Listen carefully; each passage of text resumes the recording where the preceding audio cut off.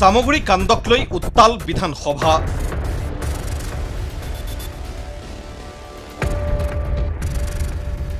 এইটো অতি দুৰ্ভাগ্যজনক। কাৰ সাহসত আক্ৰমণ কৰিলে তাৰ জবাব আমাক লাগে। অসমৰ মুখ্যমন্ত্ৰীয়ে জবাব দিব লাগিব। ৰকিবুল হুছেইন ডাঙৰীয়াক আক্ৰমণকাৰীসকলক কিয় এতিয়ালৈকে গ্ৰেপ্তাৰ কৰিব পৰা নাই?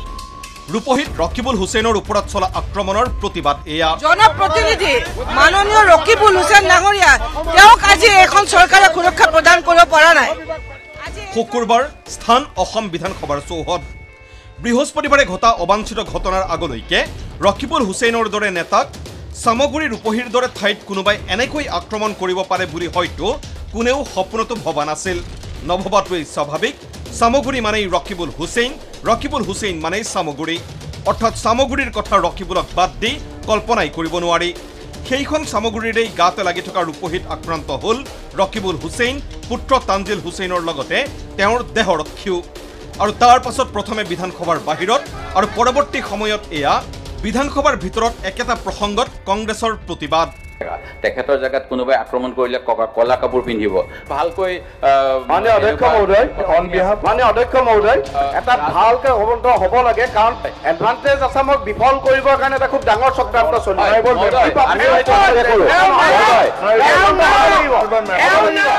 সদনৰ হুলস্থুলীয়া পৰিৱেশৰ পাছত বিৰোধী দলপতি দেৱব্ৰত শইকীয়াৰ প্ৰশ্ন, গৃহ বিভাগ নিজৰ হাতত থকা মুখ্যমন্ত্ৰীয়ে এইবোৰ কি কৈছে? ডাঙৰীয়াই ইয়াৰ বাবে শোক প্ৰকাশ কৰা নাই। তেখেতে কৈছে যে ৰূপহীহাট সামগ্ৰী এইবিলাক অঞ্চল বোলে ৰকিবুল হুছেইনৰ অঞ্চল। গৃহ বিভাগৰ মন্ত্ৰীয়ে যদি এনেকৈ নিজে দায়হৰা মন্তব্য দিয়ে যিজন মুখ্যমন্ত্ৰী, ইয়াতকৈ দুৰ্ভাগ্যজনক কথা গণতন্ত্ৰৰ বাবে হ'ব নোৱাৰে।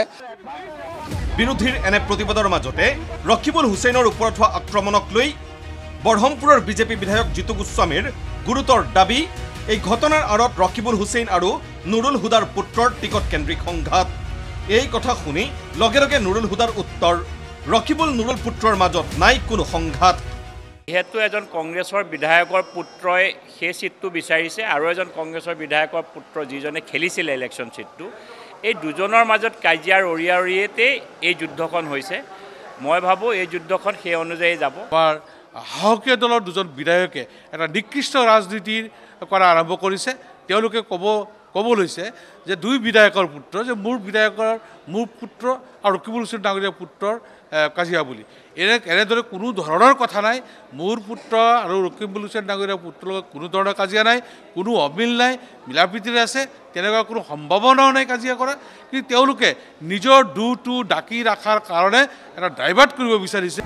এই ঘটনাক লৈ কংগ্ৰেছ বিজেপিৰে যে অভিযোগ প্ৰতি অভিযোগ আছে তেনে নহয়। এই ঘটনাক কেন্দ্ৰ কৰি ৰাইজৰ দলৰ বিধায়ক অখিল গগৈয়ে কংগ্ৰেছৰ ভাতত সিজাবহে বিচাৰিছে নিজৰ আলু। কংগ্ৰেছৰ মাজত সৃষ্টি কৰিব বিচাৰিছে যেন সন্দেহৰ বাতাবৰণ। ঠিকেই, এনে অভিপ্ৰায় নাথাকিলে বিৰোধী দলপতি দেৱব্ৰত শইকীয়াৰ ভূমিকা দুৰ্বল বোলাৰ কাৰণেই বা কি? শুনক অখিল গগৈ আৰু দেৱব্ৰত শইকীয়াৰ অভিযোগ প্ৰতি অভিযোগ। যদি আমি বিৰোধী দলে ষ্ট্ৰং শক্তিশালী স্থিতি ল'ব নোৱাৰোঁ, তেতিয়াহ'লে আমাৰ ভৱিষ্যত আমি কোনো মানুহে কেতিয়াও ৰাইজৰ মাজলৈ যাব নোৱাৰিম। সদায় এনেকৈ শাসক পক্ষৰ মানুহে আক্ৰমণ কৰিব আৰু তাক আইন শৃংখলাৰ সমস্যা দেখুৱাই তাৰ পৰা আঁতৰি থাকিব। গতিকে দুৰ্ভাগ্যজনক, মোৰ কথাটো দুৰ্ভাগ্যজনক, মই ক'বলৈ পোৱাটোকে দুৰ্ভাগ্যজনক যে আজি বিৰোধী দলপতিজনে আমি আশা কৰা মতে যিটো ভূমিকা ল'ব লাগিছিলে, ষ্ট্ৰং ষ্টেণ্ড, সংসদীয় পৰিক্ৰমা মন্ত্ৰীজনে কোৱাৰ পাছত যে এইটো নহ'ব, বৰং তেখেতে যি বক্তব্য দাঙি ধৰিলে বিৰোধী দলপতিজনে, তাত আমি মৰ্মাহত হৈছোঁ, দুখ পাইছোঁ আৰু আশা কৰোঁ যে বিৰোধী দলপতিয়ে ইয়াতকৈ ভৱিষ্যতে শক্তিশালী অৱস্থান গ্ৰহণ কৰিব। অকলে ৰাইজৰ দল ভাৰতবৰ্ষৰ ক'ৰ পৰা মই তেওঁৰ তুলনা ল'ব নোৱাৰোঁ ষ্টেণ্ডাৰ্ড ল'বলৈ, যে তেওঁৰ লেভেলটোৱে ভাল নে তেওঁৰ লেভেলটো বেয়া। সেই গতিকে মই এইবিলাক বিষয়ত একেবাৰে মন্তব্য নিদিওঁ। কিন্তু আমাৰ দলৰ ভিতৰত আলোচনা হয়, আমি দলৰ ভিতৰত আমাৰ সতীৰ্থসকলে যেনেকৈ কয় আমি তেনেকৈ কামটো কৰোঁ। ৰকিবুল হুছেইনক বৰ্তমানৰ সামগ্ৰী সমষ্টিৰ অন্তৰ্গত ৰূপহীৰ নতুন বজাৰত কৰা আক্ৰমণৰ ঘটনাৰ পাছত কংগ্ৰেছে ধৈৰ্যচ্যুতি হেৰুওৱা বুলি কৈ আৰক্ষীক সময় দিবলৈ আহ্বান বিজেপি বিধায়ক মানৱ ডেকাৰ। পুলিচৰ আপোনালোকে আমিনো কিয় পুলিচ হৈ যায়? পুলিচে নিজৰ কাম কৰিব দিয়কচোন। অসম পুলিচ যথেষ্ট এফিচিয়েণ্ট, আপোনালোকে জানে, কৰিব। পুলিচে নিজৰ কাম কৰিব, অলপ সময় দিয়ক, ধৈৰ্য ধৰক।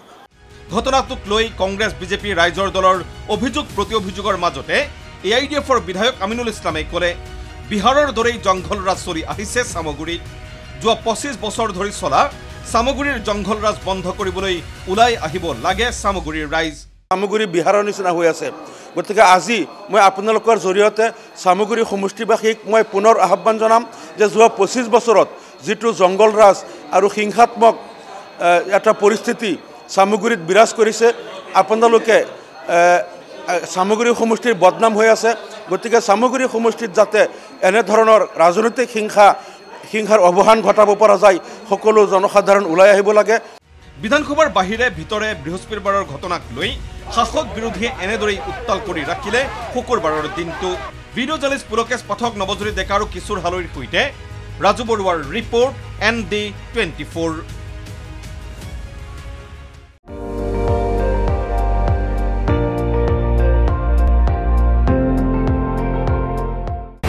আপুনি চাই আছে ND24 সৰ্বশ্ৰেষ্ঠ নহয় সৰ্বোত্তমৰ দৌৰত